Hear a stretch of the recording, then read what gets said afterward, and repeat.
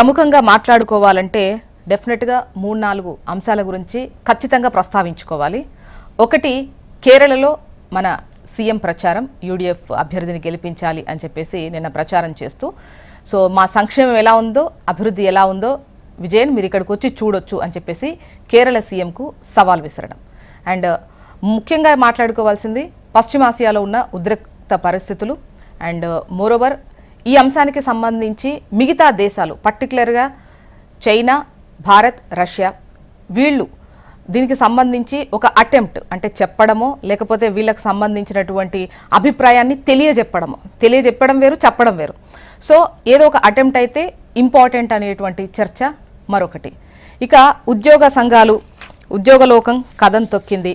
మరోవైపు ఈ పెండింగ్ సమస్యలు పరిష్కరించాలని చెబుతూ తెలంగాణ విద్యుత్ ఆర్టిజన్ ఎంప్లాయీస్ జేఏసీ ఆధ్వర్యంలో నిన్న సమ్మెకు వెళ్తున్నటువంటి నేపథ్యంలో హన్మకొండలో ఎంపీడీసీఎల్ ప్రధాన కార్యాలయం ఎదుట మహాధర్నా చేపట్టారు 6,000 మంది ఆర్టిజన్, అన్మ్యాన్ అండ్ పీస్ రేట్ కార్మికులు. వాళ్ళ సమస్యలు ఏంటి, వాటికి సంబంధించి కూడా మాట్లాడుకుందాం. ముందుగా అయితే మన దగ్గర ఉన్నటువంటి అభివృద్ధి సంక్షేమ పథకాలు, కాంగ్రెస్ హయాంలో ప్రస్తుతం ఇచ్చినటువంటి హామీలు ఎలా ఉన్నాయి ఏంటి అని మాట్లాడుకుందాం. సో 3 టాపిక్స్ ఉన్నాయి కాబట్టి గెస్ట్లకు నా మనవి ఏంటంటే, ఇచ్చిన మీ టైము మీరే, అది కొద్ది టైమే ఉపయోగించుకోగలరు. 3 సబ్జెక్టులను మనం కవర్ చేద్దాము, అదే చెప్తున్నాను. దిలీప్ ఆచారి గారు, వీరు బీజేపీ సీనియర్ నాయకులు. నమస్తే అండి దిలీప్ ఆచారి గారు, వెల్కమ్ టు ద డిబేట్. నమస్తే. ఒక చిన్న రిక్వెస్ట్ ఏంటంటే, నేను రాత్రి అంతా మేల్కతో ఉన్నాను కనుక ఒకసారి నాకు ఇస్తే ఒకసారి మాట్లాడుకొని వెళ్ళిపోతారా? ఎందుకంటే తెల్లారి 4 గంటల దాకా కాలరాత్రి వాళ్ళకి కాదు, నాకే. అందుకని వేరే ఛానల్లో ఉండాల్సి వచ్చింది తెల్లారి. ఓకే అండి, డెఫినెట్ గా. లక్ష్మీ నరసింహారెడ్డి గారు, బీఆర్ఎస్ సీనియర్ నాయకులు. నమస్తే అండి, welcome to the debate. Doctor Charan Kaushik Yadav గారు, కాంగ్రెస్ సీనియర్ నాయకులు.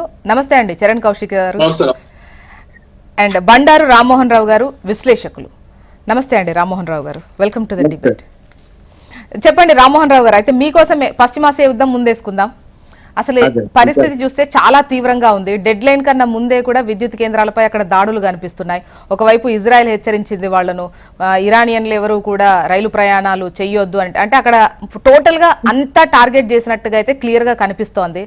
కానీ ఇక్కడ ఆలోచించాల్సింది ఏంటంటే, ఒకవైపు అక్కడ వాళ్ళు చమురు కేంద్రాలపై చేయడం, వీళ్ళు విద్యుత్ కేంద్రాలపై చేయడం, ఇక్కడ ఏదైతే మనం ఆచితూచి అడుగులేస్తూ ధరలు, ఈ అన్ని లెక్కలు, ఈక్వేషన్స్, మన సంబంధాలు ఇవన్నీ చూసుకుంటే అసలు ఉత్పత్తి కేంద్రాలే నాశనం అయ్యేటువంటి పరిస్థితి వస్తే రేపటి రోజున ప్రపంచం పరిస్థితి ఏంటి అనేది క్వశ్చన్.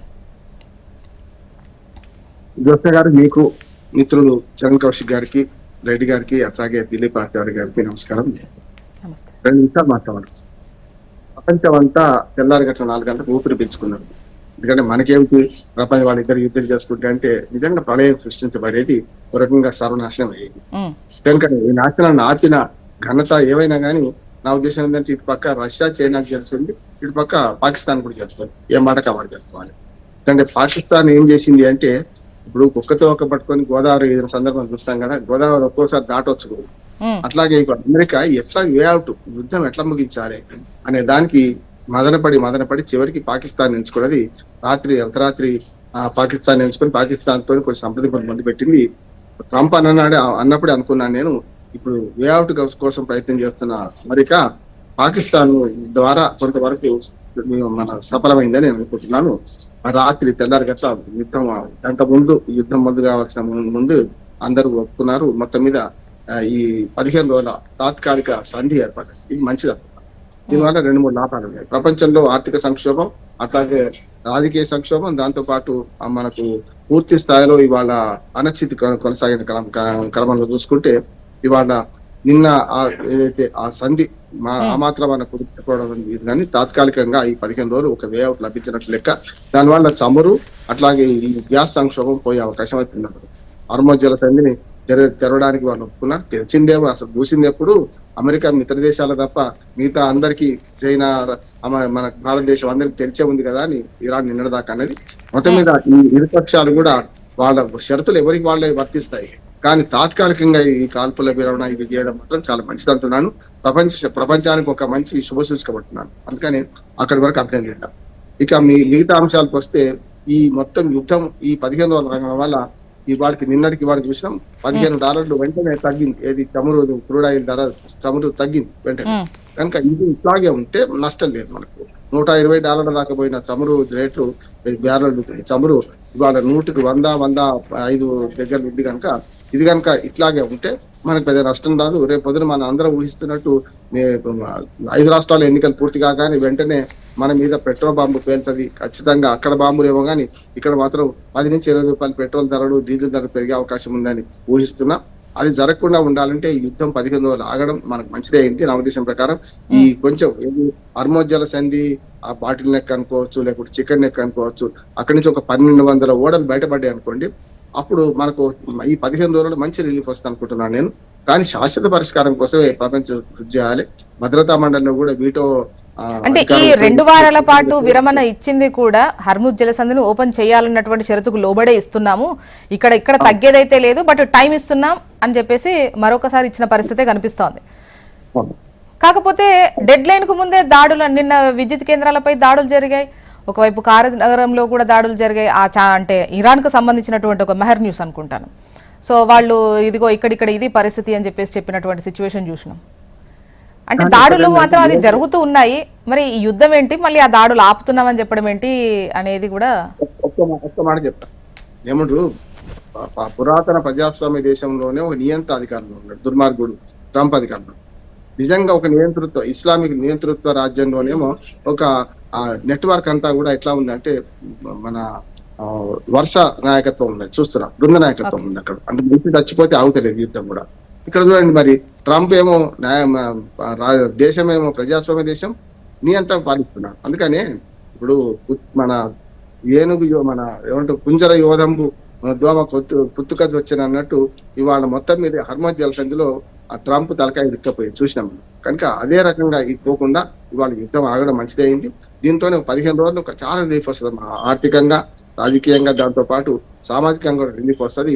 ఈ 15 రోజుల తర్వాత ఏం జరుగుతుంది అనేది మనం ఊహించలేము. కానీ ఈలోపు మాత్రం మళ్ళీ సందు చూసుకుని యుద్ధం మొదలు పెడతా అని ఇరాన్ కూడా ఏమన్నదంటే ట్రిగ్గర్ ఇంకా గన్ మీదనే ఉంది, మేము ట్రిగ్గర్ మీద వేలు తీయలేదు అని మాట ఇరాన్ అంటుంది. నిజంగా నమ్మదగ్గ పరిస్థితి ఏం కాదు. ఎప్పటికప్పుడు అలర్ట్ గా అటు ఇరాన్ ఉంటుంది. ఇప్పుడు ఇజ్రాయెల్ యుద్ధం ఆపుతుందా లేదా అనేది ఇంకొక సంశయం. ఎందుకంటే ఇప్పుడు అమెరికా చేతిలో ఇజ్రాయెల్ లేదు. ఇజ్రాయెల్ ప్రయోజనాలు వేరే ఉన్నాయి. యుద్ధం మొదలు పెట్టిన ప్రయోజనాలు అమెరికాకు వేరుగా ఉన్నాయి, ఇజ్రాయెల్ వేరుగా ఉన్నాయి. చమురు కంపెనీలు ముఖ్యంగా మిగతా గల్ఫ్ దేశాల లాగానే ఇరాన్ కూడా స్వాధీనం చేసుకుంటా అన్నది అనుకున్నది, అది సాధ్యం కాలేదు. అసలు అమెరికా ఏ యుద్ధంలో కూడా గెలిచిన సందర్భం లేదు. వియత్నాం నుంచి మన దాకా, ఆఫ్ఘనిస్తాన్ ద్వారా దాకా కూడా చూస్తే లేదు. కనుక ఇవాళ అమెరికా కొంచెం తగ్గింది అనుకోవచ్చు. ఇరాన్ ఒక మన సమయం పాటించి పాకిస్తాన్ మాట విన్నా, ఎవరి మాట విన్నా మంచిదే అనుకుంటున్నాను. ఇదైతే లోక కళ్యాణానికి మంచిది అంటున్నాను ఈ యుద్ధం ఆగడం. ఓకే, అంటే ఇరాన్ బలం ఏంటి, ఎట్లా అనేది ఒకవైపు అవునన్నా కాదన్నా ప్రతి దాంట్లో నేనే పెద్దన్నా అని చెప్పినటువంటి సిచ్యువేషన్ అమెరికాది ఉంటుంది. సో అయినా కూడా తగ్గేదే లేదు, ఢీ కొట్టి తీరుతాము అన్నటువంటిది ప్రపంచం కూడా ఆలోచించాలేమో. మనం ప్రతి విషయంలో మనం తగ్గాల్సిన అవసరం లేదు, అంటే ఆత్మగౌరవం చూపించేటువంటి క్రమంలో ఇరాన్ను చూసి నేర్చుకోవాల్సినటువంటివి కూడా. అంటే అక్కడ ఎట్లా ఉంది పాలన, ప్రజలకు సంబంధించి చూసారా, అణు కేంద్ర ఉత్పత్తిగా ఇది ఏదో ఆ లెక్కలలో చేస్తున్నారా, చెమురు ఈక్వేషన్స్ ఇవన్నీ పక్కన పెడితే వాళ్ళపై దాడి జరిగితే ఎలా ప్రతిస్పందిస్తున్నారు, ఒకవైపు సుప్రీం లీడర్ లేకపోయినా ఎలా ముందుకెళ్తున్నారు అనేది కూడా మిగతా దేశాలు ఏమైనా చూడాలనేమో అని అనిపిస్తోంది. ఒక పద్యం ఉందా దాన్ని చెప్తుంది, బలవంతుడు నాకేమని గిరవీకి ఏమైతుంది చలిచీమల చేత చిక్కి సావని సుమతి అని సుమతి చెప్తాను. కనుక బలవంతుడు నాకేమని అమెరికా అనుకున్నది ఇవాళ చలిచీమ లాంటి ఇరాన్ తోని ఓడిపోవాల్సి వచ్చింది. ఒక రకంగా చెప్పాలంటే ఇది ప్రపంచానికి ఒక గుణపాఠం.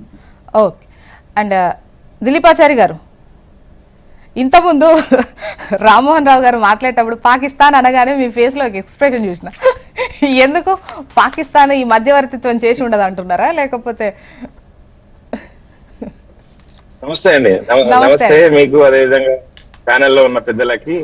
ఒక రహస్య ఎజెండా అంతర్లీనంగా ఉంటది. బండారు రామ్మోహన్ గారు ఎప్పుడు మాట్లాడినా కానీ ఒక ఎజెండా ఉంటది, వారు ఎజెండాను సెట్ చేసుకుని మాట్లాడతారు. అందుకని వారు మాట్లాడే ప్రతి అంశం పైన కొద్దిగా మనం అంతర్లీనంగా దృష్టి పెట్టాల్సిన అవసరం ఉంటది. వారు మాట్లాడుతూ యుద్ధం ఆపడం లేదనుకుంటే యుద్ధం ఆపడం వల్ల ప్రయోజనాలు బాగున్నాయి లోక కళ్యాణం కోసం అని చెప్తూనే ఓ ఇక మొత్తం పాకిస్తాన్ వల్లనే ఇది జరిగింది, ప్రపంచ శాంతి దూత పాకిస్తాన్ అని చెప్పి పెద్ద ఆకాశానికి ఎత్తడం కోసం ఒక ప్రయత్నం. దాంతో వారి ఆలోచన, రెండో ఆలోచన ఏం చెప్తున్నాడు అని అంటే, నాకు చాలా అనుమానాలు ఉన్నాయి, అసెంబ్లీ ఎన్నికలు కాగానే పెట్రోల్ బాంబులు దాదాపు 20 రూపాయలు పెరుగుతాయి అని చెప్పి ఒక అక్కసు వెలగక్కే ప్రయత్నం చేస్తా ఉన్నారు వారు. ఎందుకు అని అంటే భారతదేశంలో ఎన్నికలు అనేటివి నిరంతర ప్రక్రియ. ఇవాళ పశ్చిమ బెంగాల్, తమిళనాడు ఎన్నికలు అయిపోతే ఇంకా మొత్తం ఎన్నికలే అయిపోయినాయి. ఇంకా భారతీయ జనతా పార్టీ ఎప్పుడు భారతీయ జనతా పార్టీ ప్రభుత్వం ఆధ్వర్యంలో ఎన్నికలకే పోదు, ఇదే చివరి ఎన్నికలు అన్నట్టు మాట్లాడాడు. ఈ చివరి ఎన్నికలు కాగానే ఇంకా పెట్రోల్ బాంబులు పెంచుతారు. అరే ఆశ్చర్యకరమైన విషయము, మనము ఇంత సమర్థవంతంగా ప్రభుత్వము ఇంత పెద్ద సంక్షోభాన్ని ఎదుర్కొని, ఇంత పెద్ద భారతదేశాన్ని 140 కోట్ల ప్రజలున్న భారతదేశాన్ని ఇంత సమర్థవంతంగా ఎక్కడ కూడా ఇబ్బందులు లేకుండా ఇంత అద్భుతంగా రాణిస్తున్న ప్రస్తుత తరుణం లోపల మీరు ఎక్కడ ఆ క్రెడిట్ ప్రజల టీవీ డిబేట్ల ద్వారానో లేకుంటే ఇంకో ద్వారానో ప్రజలకి వెళ్తే ఇబ్బందికరమైన పరిస్థితులు ఉంటాయని ఇక్కడ కూడా అక్కసు వెళ్ళగక్కేది ఏందండి? నాకు అర్థం కాదు. ఎవరు చెప్పిర్రు? ప్రభుత్వము ఎన్ని ప్రకటనలు ఇచ్చింది, ఎక్కడ కూడా కొరత లేదు, మేము ఎక్కడ కూడా రేట్లు పెంచే పరిస్థితి లేదని. అరే అమెరికా లాంటి దేశంలోనే, ఆ నిల్వలు ఉన్న దేశంలోనే, అంటే ప్రొడక్షన్ ఉండే దేశంలోనే రేట్లు పెంచిన పరిస్థితి చూసినాము. రేట్లు పెంచలేదంటే ఎన్నికలకు ముడి పెడితే ఏమన్నా బావే చెప్పండి జ్యోత్స్న గారు. ఇంకా నేను ఆ విషయాన్ని అంతటితో ముగిస్తా.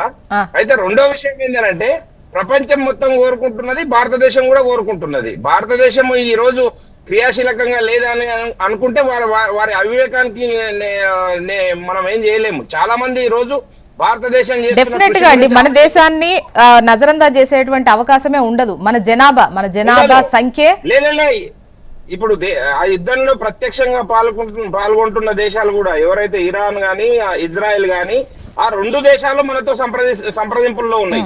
రెండు మన దగ్గర మాట్లాడుతా ఉన్నారు. మనం ఇద్దరి దగ్గర మాట్లాడుతా ఉన్నాము, అమెరికా దగ్గర మాట్లాడుతా ఉన్నాము. అదే విధంగా బాధిత దేశాల దగ్గర కూడా మాట్లాడుతున్నాము. సౌదీ అరేబియా లాంటి దేశాలను, కువైట్, దుబాయ్, బహ్రెయిన్, ఈ ఒమాను, ఈ దేశాలన్నింటితో నిత్యం సంప్రదింపులు జరుగుతూ ఉన్నారు. ఎక్కడ కూడా ఈ క్లిష్ట పరిస్థితుల లోపల భారతదేశం చాలా క్రియాశీలకమైన పాత్ర పోషిస్తుంది. అదే విధంగా అక్కడ పరిస్థితుల లోపల క్రియాశీలకంగా ఉంటూనే భారతదేశంలో ఎలాంటి ఇబ్బందికరమైన పరిస్థితులు లేకుండా ఒక సమర్థవంతమైన నాయకత్వం ఉంటే ఎంత పెద్ద సంక్షోభం వచ్చినా దాన్ని అధిగమించే అవకాశం ఉంటుందని చెప్పి రూఢీ చేసిన సందర్భం ఇది మనం గర్వకారణం భారతీయులందరికీ. భారతదేశంలో ఉండే భారతీయులందరికీ గర్వకారణం. అంటే యుద్ధ పరిణామాల వల్ల ఎలాంటి ఇబ్బంది కలగకుండా భారతదేశ ప్రజల్ని ఈ విధంగా నెట్టుకొస్తున్న సందర్భంలో మనం ఖచ్చితంగా అభినందించాల్సింది ఉంది. ఓకే, ఈ సందర్భంలో కాంగ్రెస్ వాయిస్ కూడా తీసుకోవాలి. చరణ్ గారు చెప్పాలి. అంటే ఇంత ఇబ్బందికర పరిస్థితుల్లో కూడా డెఫినెట్ గా అందరికీ గ్యాస్ అండ్ అటువైపు చూస్తే పెట్రోల్ డీజిల్ కొరత ఉన్నట్టు ఏమనిపిస్తలేదు. అప్పుడు 2 రోజుల క్రితం అంటే ఆ క్రెడిట్ ఇష్యూస్ వాటితోని జరిగినటువంటిది 2 రోజుల ఇబ్బంది తప్ప మిగతా వాళ్ళు ఇప్పుడు సాఫీగానే సాగిపోతోంది. మేడం, భారతీయ జనతా పార్టీ ఏంటంటే దేశంలో పెద్ద ఎత్తున కొరత ఏర్పడతారు ముందుగాలు వాళ్ళే గోబెల్స్ ప్రచారం చేసుకుని తర్వాత పెద్ద గొప్ప నాయకుడు కాబట్టి అవన్నీ కూడా నిర్మూలించే ప్రయత్నం చేసినని చెప్పేసి ఇప్పుడు ప్రచారం చేసుకున్నారు. ఎందుకంటే డిమానిటైజేషన్ ఇప్పుడు కూడా మనం చూసినాం, పెద్ద ఎత్తున పాకిస్తాన్ నుంచి అదేవిధంగా దొంగ నోట్లు వస్తున్నాయి కాబట్టి మేము అది డిమానిటైజేషన్ మొత్తం నోట్లు రద్దు చేసినాం. ఈ సంక్షోభాన్ని నివారించి నరేంద్ర మోడీ గారు అని చెప్పేసి చెప్పుకునే ప్రయత్నం. ఏ అంశం తీసుకున్నా కూడా నరేంద్ర మోడీ గారు ఈ దేశంలో డిమానిటైజేషన్ తీసుకున్నా లేకపోతే యుద్ధాలైనా కూడా ఫస్ట్ పెద్ద ఎత్తున భారతదేశం ఏదో జరగబోతుందని చెప్పేసి ప్రచారం చేసుకుని తర్వాత నరేంద్ర మోడీ లాంటి గొప్ప నాయకుడు కాబట్టి ఆ సంక్షోభాన్ని కూడా చాలా సమర్థవంతంగా భారతదేశం ఎదుర్కొందని చెప్పే ప్రయత్నం భారతీయ జనతా పార్టీ చేస్తుంది. ఈ యుద్ధం వల్ల భారతదేశమే కాదు మేడం, దాదాపు 41 లక్షల కోట్ల అంటే దాదాపు $500 మిలియన్ సంబంధించినటువంటి మొత్తం ప్రపంచ వ్యాప్తంగా ఈ యుద్ధం వల్ల నష్టం జరిగింది. హార్మోజ్ జలసంధి పాక్షికంగా మూసివేయడం ద్వారా అంతర్జాతీయ స్థాయిలో 20% అదేవిధంగా పెట్రోల్ డీజిల్ సంబంధించిన కొరత ఏర్పడింది. అమెరికా మరియు గల్ఫ్ దేశాలు దాదాపు 1,37,000 కోట్ల రూపాయల అదన వ్యయాన్ని భరించాల్సి వచ్చింది. ఈ కొరతను మరి సమర్థవంతంగా మనం ఎదుర్కొన్నట్టే కదా మేడం, ఇక్కడ అదే చెప్తున్నాం మేడం. మన దేశంలో భారతదేశం ఏమైందో చెప్తా. ఇప్పుడు ఎర్ర సముద్రం మూసివేయడం తోటి 15 నుంచి 20 రోజులు మనం ఎగుమతి చేయాల్సిన నౌకలు తిరిగిపోవడంతో ప్రధానంగా భారతదేశానికి నష్టం జరిగింది. అదే కాకుండా మనకు సంబంధించినటువంటి బాస్మతి ఎగుమతులు నిలిచిపోయినాయి. అదే కాకుండా దాదాపు ఎరువుల ఆగాల గల్ఫ్ దేశాలకు దిలీప్ ఆచార్య ఇద్దరు జూమ్ లో ఉన్నారు, అందులో మీరు డ్రైవింగ్ లో ఉన్నారు, ప్లీజ్. ప్రపంచవ్యాప్తంగా భారతదేశము కావచ్చు, ప్రపంచవ్యాప్తంగా దేశాలు అన్ని దేశాలు పెద్ద ఎత్తున ఇబ్బందులు పడతా ఉన్నాయి. దాంతో చరణ్ గారు కొన్ని దేశాల్లో ఇంతకుముందు మీరు స్టార్టింగ్ లోనే అని ఉంటారు, ఈవెన్ పాకిస్తాన్ లో లాక్డౌన్ సిచ్యువేషన్, ప్రభుత్వ కార్యాలయాలు ఇన్ని గంటలే పనిచేయాలి, వారంలో 3 రోజులు బంద్, 4 రోజులే పని దినాలు, అందులో సగం రోజే అన్నటువంటి సిచ్యువేషన్ అక్కడ నడుస్తోంది. ఒకవైపు గ్యాస్ సంక్షోభం, అవన్నీ అంటే పక్కనుంది కాబట్టే పాకిస్తాన్ ఎగ్జాంపుల్. మామూలుగా అయితే మిగతా ఇక్కడ పశ్చిమాసియా పైన డిపెండ్ అయిన చాలా వాటికి ఎగుమతులు దిగుమతులు ఇష్యూస్ ఉన్న ప్రతి ఒక్క దేశం కూడా అదే ఇబ్బంది పడుతోంది. మనం కూడా ఇబ్బంది పడాల్సి వస్తుంది కదా డెఫినెట్ గా. మనం ఎందుకు ఇబ్బంది పడడం? పాకిస్తాన్ ఇరాక్ మిత్ర దేశంగా శత్రు దేశం కదా, అమెరికాకు మద్దతు ఇచ్చిన వాళ్ళు. పాకిస్తాన్ దేశంతో ఇండియా పోల్చుకుని ఏమన్నా అర్థం ఉందా? పాకిస్తాన్ అది కాదు. ఇప్పుడు అవన్నీ కాకుండా మనకు మాత్రమే ఎలో చేయాలనా? ఒక సందర్భంగా నరేంద్ర మోడీ గారే ఈ కరోనా లాంటి పరిస్థితులు రాబోతా ఉన్నాయని చెప్పడంతో భారతదేశంలో పెద్ద ఎత్తున పెట్రోల్ బంకుల దగ్గర, అదే కాకుండా డీజిల్ పెద్ద ఎత్తున కొరత ఏర్పడుతుందని చెప్పి లైన్లు చూసినాం. తర్వాత దాన్ని అధిగమించడంతో మేము తెలంగాణ కూడా చూసినాం కదా, కాంగ్రెస్ పార్టీ చేస్తున్నది మామేనన్నారు. ఆ నరేంద్ర మోడీ గారి ప్రకటననే అంటే భారతీయ జనతా పార్టీ ఫస్ట్ ఏదో జరగబోతుందని చెప్తే దాన్ని నరేంద్ర మోడీ గారి నాయకుడు గొప్ప నాయకుడు కాబట్టి ఆ సమస్యను కూడా పరిష్కరించే చెప్పుకునే ప్రయత్నం భారతీయ జనతా పార్టీ చేస్తారు. వాళ్ళ ప్రచారాన్ని ఎప్పుడు కూడా వాళ్ళు అనుకూలంగా మార్చుకునే ప్రయత్నం చేస్తారు. మీరు చూస్తారు కదా, ఈ 5 రాష్ట్రాలు ఎలక్షన్ అయిపోయి మీరు డీజిల్ పెట్రోల్ జరగబోతుంది చూడండి. చరణ్ గారు, మొన్న జరిగిన 2 రోజుల ఇబ్బంది దేని గురించి? ముందస్తు చెల్లింపుల వ్యవహారం సంబంధించే కదా. కరోనా లాంటి పరిస్థితి రాబోతా ఉన్న భారతదేశంలో అని ప్రచారం చేసింది. చరణ్ గారు, మొన్న జరిగిన ఇబ్బంది ముందస్తు చెల్లింపుల వ్యవహారాన్ని ముందెట్టుకోవడం వల్లనే కదా ఆ ఇబ్బంది, చమురు సంక్షోభం వల్ల కాదుగా. ఎక్కడ మేడం, ఇక్కడ చాలా స్పష్టంగా నువ్వు ఇజ్రాయెల్ అధ్యక్షుని కలిసి ఇట్లా రాగానే యుద్ధం ప్రారంభమైంది. రకరకాల సమస్యలు. మనం ఒకనాడు పెద్దన్న పాత్ర పోషించాల్సిన భారతదేశం ఆ ఇరాన్ విషయంలో మనం ఒక్క మాట కూడా ఎటు సైడ్ ఉన్నా కూడా తెలియని పరిస్థితి. ఒకసారి ఆయన కలిసి ఇచ్చిన నెహ్రూ ప్రారంభం. మన వాళ్ళు 90 లక్షల మంది, అదేవిధంగా సౌత్ ఆఫ్రికా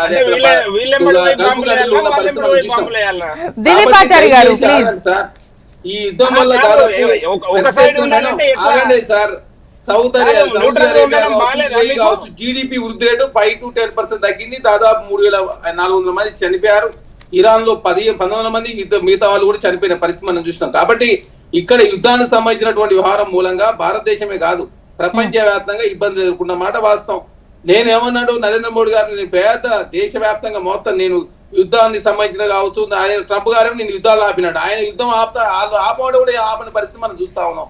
కాబట్టి నరేంద్ర మోడీ గారేమో దీనికి సంబంధించి ఎలాంటి వైఖరి వెల్లడించిన పరిస్థితి కూడా మనం చూస్తా ఉన్నాం. ఇబ్బందులు ఎదురవుతా ఉన్నాయి. మీరు చూస్తారు, ఈ 5 రాష్ట్రాల ఎలక్షన్ అయిపోయిన తర్వాత డీజిల్ పెట్రోల్ రేట్లు పెరగబోతా ఉన్నాయి. ఇక్కడ ఇప్పుడు పాకిస్తాన్ చాలా సందర్భాల్లో ఇరాన్ ఇజ్రాయెల్ యుద్ధాన్ని మీ మధ్యలో వర్తిత్వం వహిస్తానని చెప్పేసి చాలా సందర్భాల్లో ముందుకు వచ్చారు. వాళ్ళ అంశం వేరు. ఎందుకంటే అమెరికాకు మిత్ర దేశం, ఇరాన్ కూడా పాకిస్తాన్ నమ్మని పరిస్థితి కూడా మనం చూసినాం. కాబట్టి భారతదేశంగా మనం ఒక పెద్ద దేశం, చైనా, రష్యా, ఇండియా. ఇప్పుడు చరణ్ గారు, మాట్లాడడం అనేది జరుగుతూనే ఉంది. అటు ఇజ్రాయెల్ తో మాట్లాడుతున్నారు, ఇరాన్ తో మాట్లాడడం అనేది భారతదేశం జరుగుతూనే ఉంది. ఈవెన్ ఇప్పుడు రష్యా, చైనా కూడా టోటల్ గా అంటే సైన్యాన్ని పంపించేటువంటి మద్దతు ఇచ్చుకునే, అంటే సపోర్ట్ చేసేటువంటి ఆయుధాలు పంపించేటువంటి సపోర్ట్ చేసేటివి కూడా ఆచితూచి వ్యవహరిస్తున్నాయి. మేడం, ఇక్కడ చాలా స్పష్టంగా చమురు దిగుమతి 80%, 90%, జీడీపీలో 0.3% వృద్ధి రేటు తగ్గుతాయని చెప్పి చాలా స్పష్టంగా విశ్లేషకులు చెప్తా ఉన్నారు. ధరల పెరుగుదల 0.4% జరగబోతా ఉంది.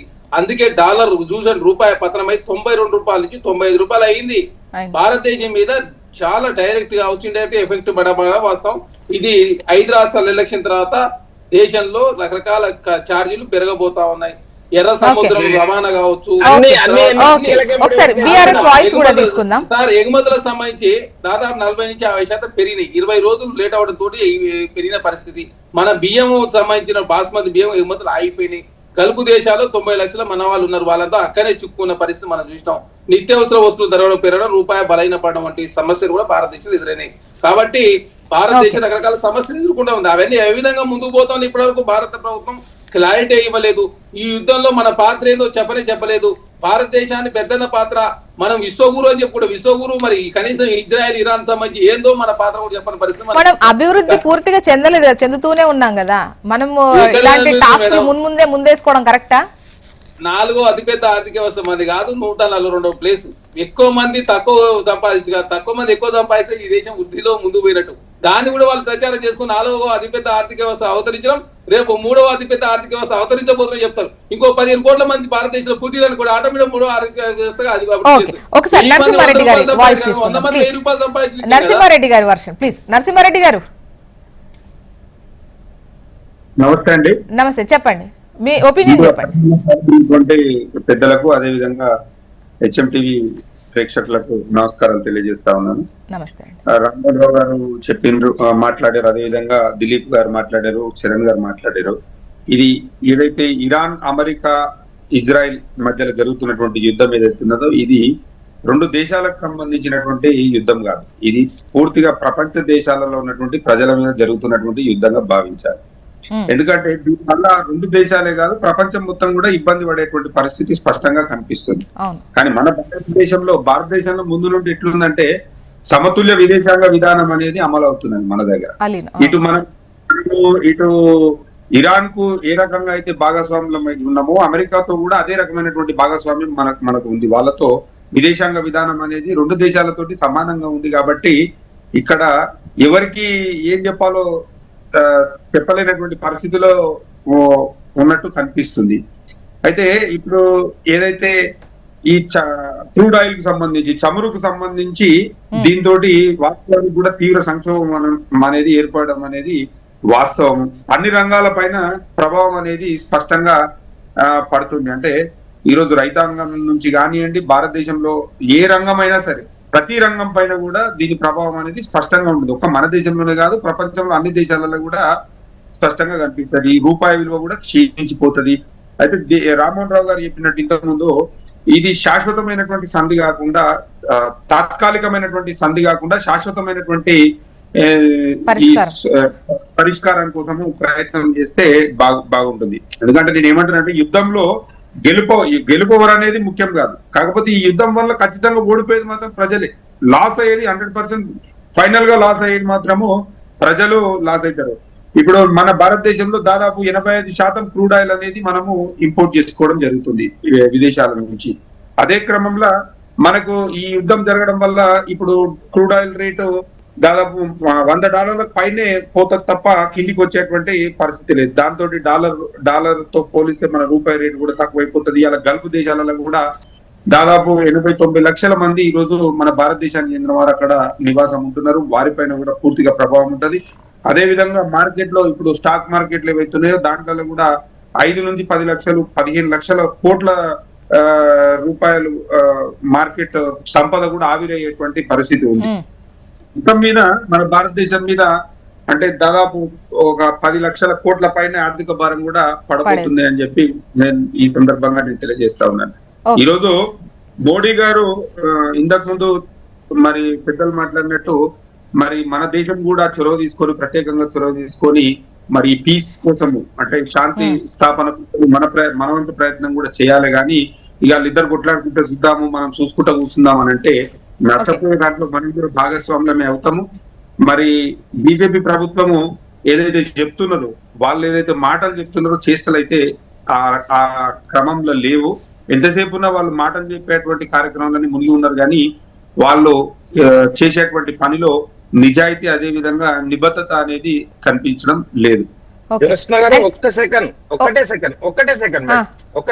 నేను 10 సెకండ్స్ లో నేనేమంటున్నానంటే, కాంగ్రెస్ పార్టీ దేశానికి సంబంధించిన అంశాలు వచ్చినప్పుడు మీరు 2 అంశాలు గమనించండి జ్యోత్స్న గారు. నేనేమి అవాస్తవాలు చెప్పట్లేను, వాస్తవానికి దూరంగా మాట్లాడట్లేదు. మనము ఉక్రెయిన్ రష్యా యుద్ధం జరిగింది, అప్పుడు ఏం చెప్పినారు వీళ్ళు, మనము ఉక్రెయిన్ కు సపోర్ట్ చేయాలి, పాపము చాలా చిన్న దేశము, దాని మీద బలప్రయోగం చేస్తున్నది రష్యా, కనుక మనం ఉక్రెయిన్ కు సపోర్ట్ చేయాలని చెప్పారు. తర్వాత ఇప్పుడు ఇరాన్ ఇజ్రాయెల్ యుద్ధం జరిగేటప్పుడు ఇరాన్ కు సపోర్ట్ చేయాలి మనం అని చెప్తా ఉన్నారు. ఎప్పుడైనా భారతదేశాన్ని అస్థిరపరచడం కోసం, శక్తివంతంగా ఉంచడం కోసం ప్రయత్నం చేస్తున్నారా, అస్థిరపరచడం కోసం ప్రయత్నం చేస్తున్నారు వీరి సలహాలు సూచనలు పాటిస్తే? ఇప్పుడు రష్యా మనకు మొదటి నుంచి భాగస్వామి. రష్యా వల్లనే మనం ఆపరేషన్ సింధూర్ లో ఎన్నో రకాల ఆయుధాలని తీసుకున్నాము, దాంట్లో సమర్థవంతంగా ఉపయోగించుకున్నాము. అదే విధంగా ఆపరేషన్ సింధూర్ లో ఇజ్రాయెల్ నుంచి మనకు డిఫెన్స్ సిస్టమ్ లేదనుకుంటే ఇంటెలిజెన్స్ సిస్టమ్ వచ్చింది. ఇప్పుడు అమెరికా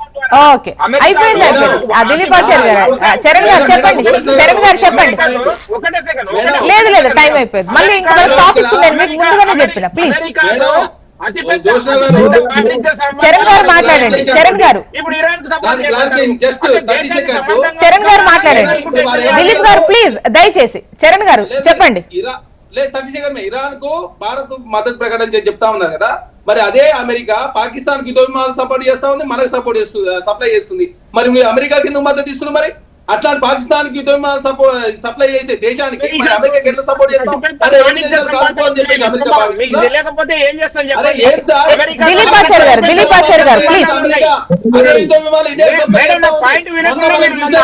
సింధూర్ ఆపరేషన్ లో పాకిస్తాన్ సప్లై చేసిన యుద్ధ విమానాలకు సంబంధించిన దొరికే కూడా పరిస్థితి మనం చూసినాం. కాబట్టి భారత్ విదేశాంగ విధానం లోపం ఉంది. ఇప్పుడు చరణ్ గారు ప్రస్తుతానికైతే మనం ఎవరికి సపోర్ట్ చేయట్లేదుగా మేడం. ఇక్కడ ఏంటంటే మనము ఎవరికి సపోర్ట్ చేయలేదు. ఈ విధానం కొత్తగా వచ్చింది కాదు, మీ దగ్గర నుంచి కూడా ఇదే అలీన విధానం మనం పాటిస్తూ ఉన్నాము, అందరికీ సమదూరంతోనే ఉన్నాము. ఒక్క నిమిషం, ఒక వాణిజ్యపరమైనటువంటి అంశాలతో డీలింగ్స్ మినహాయిస్తే మిగతా ఏ విషయంలోనైనా కూడా మనం ఎక్కడ వెళ్ళి తలబెట్టము. అది క్లియర్. మన పక్కనున్న పాకిస్తానా, ఈ పక్కనున్న బంగ్లాదేశ్, వీళ్ళకి పక్కన విషయం. అక్కడికి ఎక్కడికో వెళ్ళి మనం తలదూర్చాల్సిన అవసరం లేదు కదా. భారత విదేశాంగ విధానం ఎట్లుండేదంటే వ్యక్తితో కాదు, ట్రంప్ తో మనకు సంబంధం లేదు, షేక్ హసీనాతో సంబంధం లేదు. ఈ షేక్ హసీనా తీసుకొచ్చి ఇండియాలో పెడితే నెక్స్ట్ టాపిక్ వెళ్ళిపోదాం ప్లీజ్. అంటే ఈవెన్ అంటే కొంతమంది ప్రముఖ విశ్లేషకులు కూడా, అంటే అంతర్జాతీయ విశ్లేషకులు కూడా భారత్, చైనా, అదేవిధంగా రష్యా యొక్క ఇంపార్టెన్స్, వీళ్ళు కాస్త ఈ అంశం పైన దృష్టి పెట్టాలి, యుద్ధం ఆపే విధంగా వీళ్ళు ప్రయత్నించాలి అంటున్నారు. డౌట్ లేదు, భారత్కు ఉన్నటువంటి ఇంపార్టెన్స్ ప్రపంచ స్థాయిలో ఎట్లా ఉందో అందరికీ తెలిసిందే. సో ఈ మూడు దేశాలు ముందు పడాలి అని చెప్పేసి ప్రపంచ విశ్లేషకులు కూడా, అంతర్జాతీయ విశ్లేషకులు కూడా అంటున్నటువంటి క్రమంలో చూద్దాం మున్ముందు ఏం జరుగుతుందో. ప్రస్తుతానికైతే 2 వారాల కాల్పుల విరమణ